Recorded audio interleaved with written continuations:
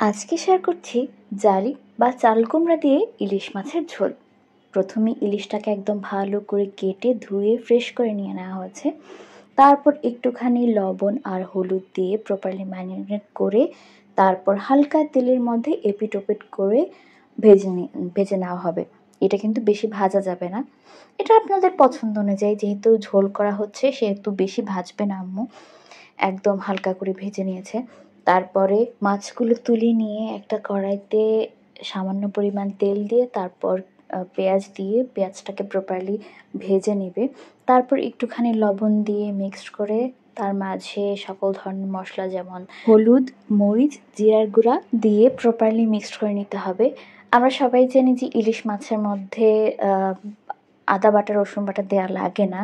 এটা দিলে কিন্তু মাছের যেই ফ্রেগনেন্সটা থাকে, অরিজিনাল ফ্লেভারটা থাকে, টেস্টটা থাকে, সেটা একদমই নষ্ট হয়ে যায়। তারপর মশলাটাকে কিছুক্ষণ কষানোর পরে এখানে সেই চাল কুমড়া বা জালি কুমড়া যা বলেন আপনাদের অঞ্চলে যা বলা হয় সেটা দিয়ে কিছুক্ষণ নেড়ে চেড়ে নিয়ে পানি দিয়ে তার মাঝখানে ভেজে রাখা মাছগুলো দিয়ে দেওয়া হয়েছে।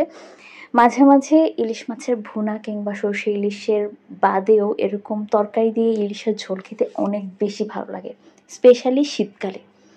যাই হোক, কার কার আপনাদের এই ধরনের রেসিপি বা এভাবে ঝোল করে খাওয়া পছন্দ অবশ্যই কমেন্ট করে জানাবেন। এই তো রান্না অনেকটাই শেষ পর্যায়ে। আজকের জন্য এই পর্যন্তই। সবাই ভালো থাকবেন, সুস্থ থাকবেন। আল্লাহ হাফেজ। আর আমাদের পেজে নতুন হয়ে থাকলে অবশ্যই পেজটাকে ফলো করে আমাদের ইউটিউব চ্যানেলকে সাবস্ক্রাইব করতে ভুলবেন না। টাটা।